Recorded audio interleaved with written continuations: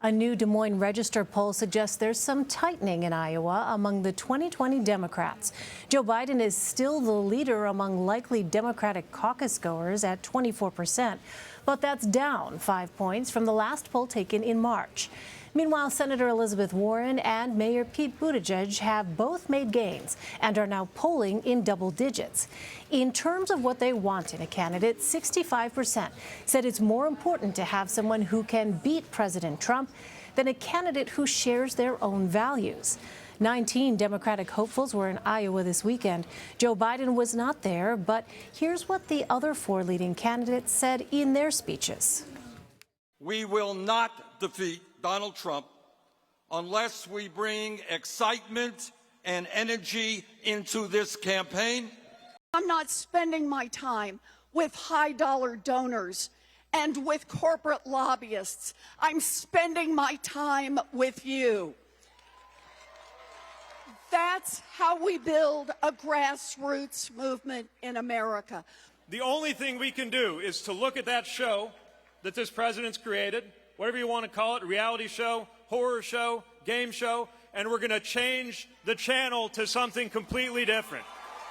He claims to be the best president we've seen in a generation. Well, I say let's call Barack Obama, because that's identity fraud. I want to bring in Amber Phillips and Caitlin Huey-Burns. Amber is a Washington Post political reporter, and Caitlin is a CBSN political reporter. Welcome to you both. Caitlin, I'd like to start with you. You have been there in Iowa all weekend. What was the overall message candidates were trying to send in their speeches? Well, the candidates that descended upon Iowa this weekend were really trying to accomplish two things. First, to break through this really crowded field. And second, they want to present themselves as the candidate to take on Donald Trump, because we've been hearing from voters, not only in Iowa, but everywhere else we've been on the campaign trail, that defeating Donald Trump is the top priority. You also saw that reflected in the poll you mentioned off the top. What a lot of these candidates are facing is that this is such a crowded field. It's so diverse. You have Joe Biden leading the pack, really, with a significant amount of name recognition. So that makes it harder for some of these other candidates really to break through and have these moments in advance in the polls.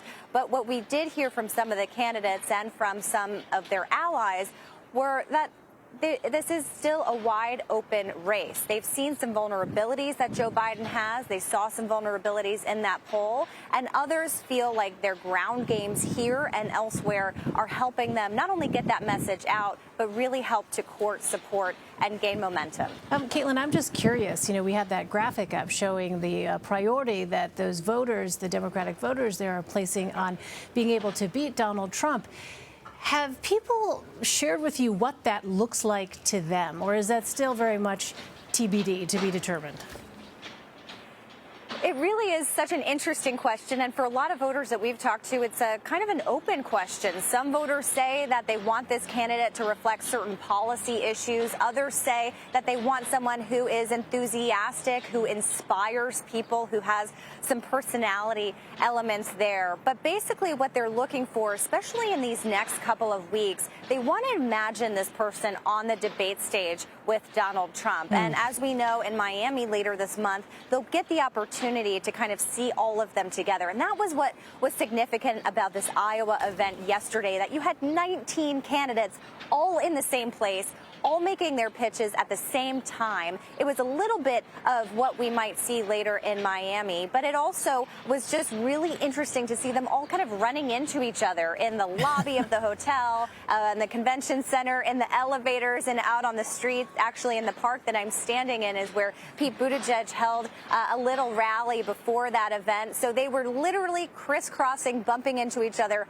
all here in Iowa. That's a preview, I think, of the next few months at least. Absolutely. Well, Amber, we saw the poll that shows Joe Biden is still leading, but Elizabeth Warren and Pete Buttigieg are making gains. What do you think is contributing to their success? Yeah, it's My interpretation of these poll numbers is that Joe Biden is the front runner in these polls right now, not necessarily because Democrats have decided they're going to make him their nominee, but because he's a big name and they don't really have a default, or it's their default because they don't really know who they want to vote for at this point. As Caitlin pointed out, the field is so crowded. They have so many options. Through that indecision, we do see, as you pointed out, Elizabeth Warren and Pete Buttigieg are two winners in this situation where they're rising in popularity. A lot of the other candidates in this poll show that voters don't really know who they are, whereas there's very low uncertainty about who Joe Biden or, say, Bernie Sanders is, which to me suggests there's room to grow for all of these candidates. And so keep a close eye on whoever creeps up, even a percentage or two in these polls right now. Well, Caitlin, as you point out, it's Elizabeth Warren and Pete Buttigieg. Yeah, and so, Caitlin, the poll also measured the favorability of the candidates among the top 5 leaders. Elizabeth Warren actually has the highest favorability. So what does that say about the strength of her supporters? Well, Elizabeth Warren was the first out of all these candidates to launch her campaign, and she launched it here in Iowa. I was with her on that trip in January where she kind of crisscrossed the state. And since then, over the past several months, she's been slowly but steadily building out an organization here. And when you talk to people on the ground, they cite her campaign as one of those that pretty much has a robust infrastructure. And they're really counting on that to gain some momentum.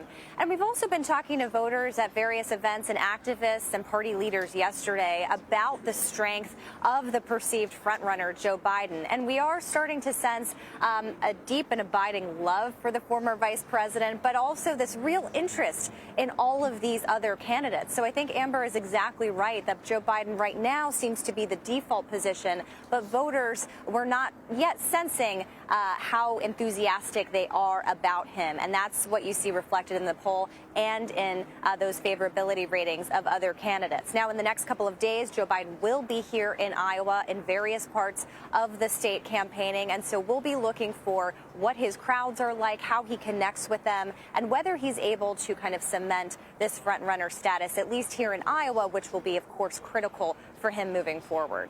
Well, Amber, polls show Iowa Democrats slightly favor not impeaching President Trump, preferring House Democrats continue with their investigations. And as we mentioned a moment ago, they want a candidate who can beat Mr. Trump more than one who shares their values. So I'm going to ask you a version of the same question I asked Caitlin on that front. Who will that benefit, this notion that they want someone who can actually beat President Trump?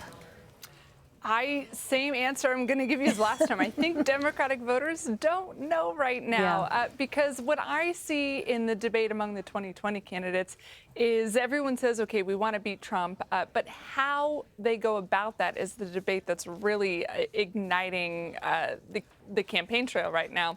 For example, you have Elizabeth Warren, who says Republicans broke all the rules, Trump broke all the political norms, we should punch right back, essentially. She wants to get rid of the filibuster in the Senate for that very reason, to be able to pass more liberal policies. You have other candidates like more moderates and lesser-known names, Michael Bennet, John Hickenlooper, Steve Bullock from Montana, who say, wait, let's slow down a little bit. Let's try to see if we can get some kind of coalition around perhaps these more moderate Republicans who aren't Trump supporters. As I'm talking, I realize I should put Joe Biden in that category. He's probably the big brand name for that kind of strategy. I think Democrats are deciding which way they want to go. Do you punch hard, or do you try to rewrite the script and have a, I don't know, like a more warm and opening party? Well, yes, very much an open question at this point. So meantime, Kamala Harris was also in South Carolina this weekend where she defended her record as a prosecutor. Let's listen to that. I'll tell you that in this election, regarding my background as a prosecutor, there have been those who have questioned my motivations, my beliefs, and what I have done. But my mother used to say, you don't let people tell you who you are, you tell them who you are.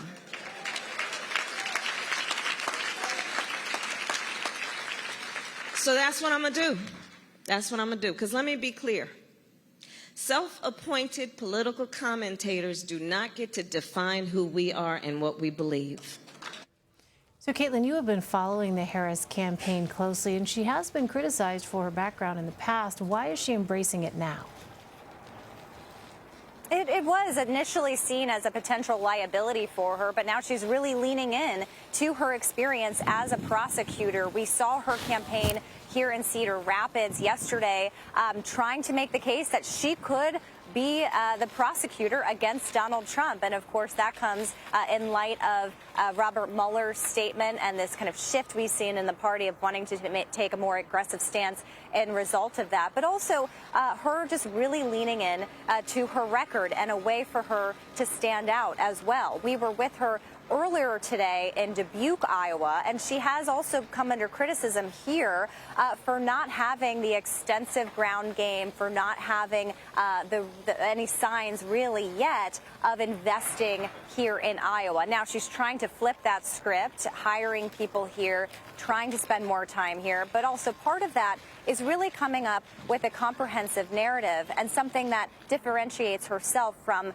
the other candidates. Earlier today, she talked about being a prosecutor, being the attorney general in California, saying that it was the biggest job aside from the attorney general of the United States. So we're going to hear her talk a lot more about that record, and that's an acknowledgement that, yes, it might invite some criticism, particularly from those on the left, but this is something that she is consciously trying to defend and stick out from the field. That Iowa poll showed her at about 7%, which is not exactly where she wants to be for someone who's running really a national campaign.